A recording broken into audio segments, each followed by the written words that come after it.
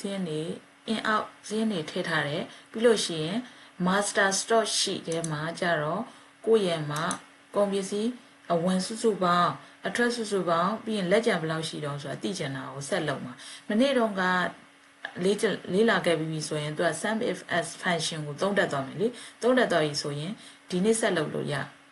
တော့မှာပေါ့အခါကျတော့ store in out ထဲမှာကြတော့ကွက်နေ့စဉ်အရောင်းဝယ်စင်းကိုလေဒီတိုင်းပဲဖြည့်လိုက်ရုံမှာတွက်တဲ့ function တွေမပါသေးဘူးmaster store ရှိမှကြတော့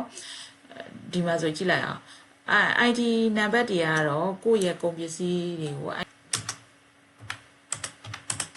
နံပါတ်စင်တွေအဲ့လိုရေးလိုက်မှာပေါ့ auto fill ဆွဲလိုက်မှာပေါ့နော်အဲ့လိုဆွဲလိုက်မှာပေါ့ဒီမှာကျတော့ကိုရောင်းတဲ့ကုန်ပစ္စည်းအမယ်စင်းနေ store in out ထဲမှာလေစက်ပြားတွေကဒီနေ့ရောင်းတယ်နောက်ထပ်တစ်ယောက်ကလာဝယ်တယ်နောက်ထပ်လာဝယ်စက်ပြားတွေကထပ်ခါပြန်ပါနေရှိတယ်ကိုယ့်ရဲ့ကုန်ပစ္စည်းဘယ်နှမျိုးရောင်းတဲ့တုံးဆိုတာတော့ပဲလိုချင်တာလေအဲ့ခါကျလို့ရှိရင် item name မှာဒီနီးလန်းလေးသုံးလို့ရတယ်ဒီနားမှာထည့်ဖို့ရအတွက်မိသက်ဒီနားမှာနမူနာလုပ်ပြလိုက်နော်အရင်ဆုံးပဲတော့မလားဆိုကိုချမယ်နေရာကိုဆဲကွက်ကိုကလစ်ထောက်လိုက်ထောက်တဲ့က advance ကိုသွားcopy to another location list rank က store in out ထဲကဒီ item name နဲ့ပစ္စည်းစင်းတွေကိုလိုချင်တာလေထပ်မနေတဲ့စင်းတွေကိုလိုချင်တာအဲ့ပြီး criteria rank မှာသူလွှတ်ပေးခဲ့ရမှာเนาะဘာမှမထားဘူး copy to ဘယ်နဲ့ထားမှာဆိုဒီနေရာကိုထားချင်တာအဓိကကတော့ဒီနာ unit record only ဆိုတော့အမှန်ကြီးချစ်ခဲ့လိုက် okay လုပ်ခဲ့လိုက်အဲ့ဆိုရင်ကိုယ့်ရဲ့ပစ္စည်းကိုယ်မှာရှိတဲ့ပစ္စည်းအမျိုးအမည်တွေကိုသူတိကျလေ copy မပါတော့ဘဲနဲ့အရေးအတွက်တွေအဲ့လိုသိရတယ်ဒီနားလေးကိုအဲ့လိုလေးလောက်ထားတာเนาะအဲ့လိုလေးလောက်ကြည့်လိုက်မြင်ချင်း SUMIFS ခွန်းစာ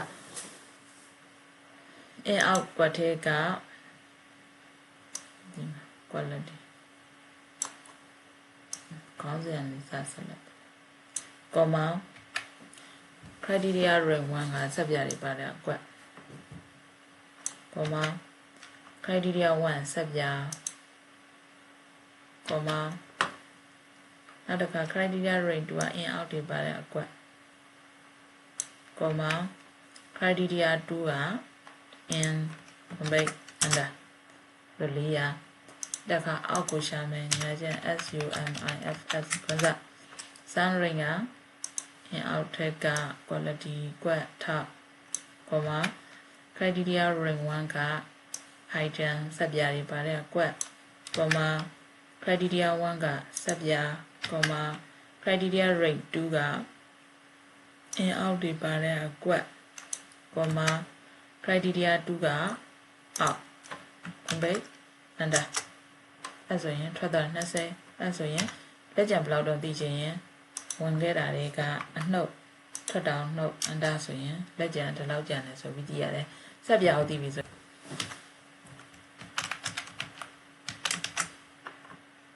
sun rank ကကြတော့ဒီမှာပေါင်းလို့ရတဲ့အကွက် comma criteria rank 1က item name နဲ့စက်ပြားတွေခေါ်ချက်တွေပါတဲ့အကွက် comma criteria 1က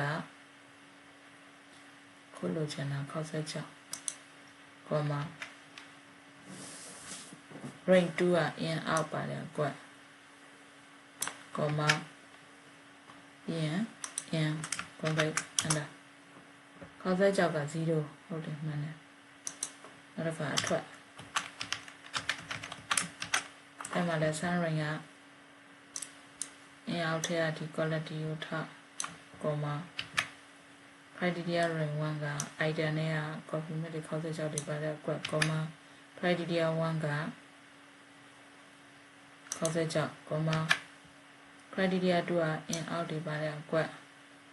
comma criteria 2က out ပေါ်ဆိုတော့ in ဆိုတော့ out ဆိုတော့ကဲစာမီးတော့ပါအောက်ကိုထောက်အဲ့တော့အောက်ခေါ်ချက်ချက်ကထွက်တာ25တဲ့အဲ့ဆိုအဝင်နဲ့အထွက်ကုန်တော့အဝင်မရှိဘဲနဲ့အထွက်ပဲရှိရအဲ့ဒါမူရင်း data กว่าလို့နော်မူရင်း data กว่าဒီတက်ကဟိုပါပေါ့ copy ကူပြီးတိုင်းထည့်လိုက်တာမဟုတ်လို့မှာအောက်ကိုကြည့်အောင်ပြီးရင်ဒီဘက်က filter နဲ့ဆင်ခေါက်ဆွဲကြောက်ကိုစစ်အောင် ခေါ်ဆွဲကြောက်ကအောက်ရှိတယ်ဘယ်လောက်တော့25ခုဆိုတော့မှန်တယ်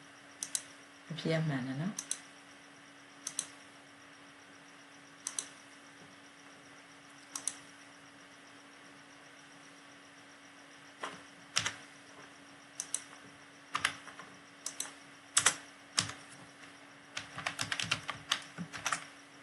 sunlight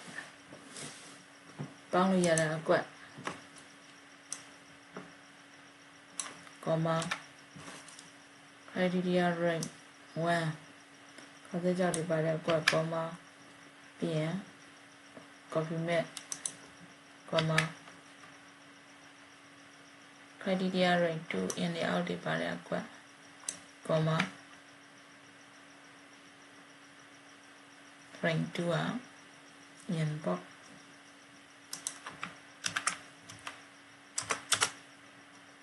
အဲ့တော့ coffee mate ကရှိရအောက်ဘာကြောင့်ဒါက sun rank ကထုံးစံအတိုင်း quality ကွက် comma criteria rank 1 ကကိုယ့်ရဲ့ကုန်ပစ္စည်းတွေ comma criteria 1 ကရှာချင်တဲ့ coffee mate comma criteria rank 2 က init out တွေပါတဲ့အကွက် comma criteria rank 2 က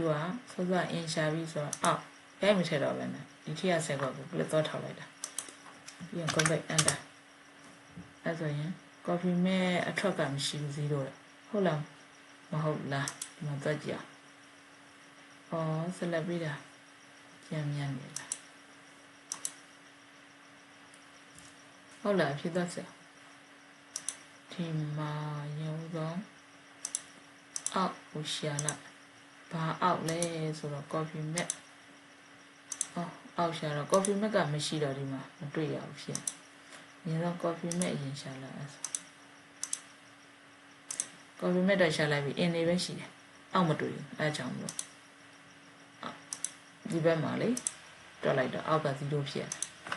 အဲဒီဘက်မှာ balance လက်ကျန်ဘလောက်တော့သိချင်တော့0နှုတ်ဒီတိုင်းပဲပေါ့ဒီလေ့ကျင့်ခန်းလေးကိုလည်းတော်တော်အသုံးတည့်မယ်လို့တော့ထင်ပါတယ်ကဲလိုက်လို့ကြည့်အောင်နော်ပြီးလို့ရှိရင်မရတာရှိရင်လည်း comment မှာရေးခဲ့ပေးပါbye bye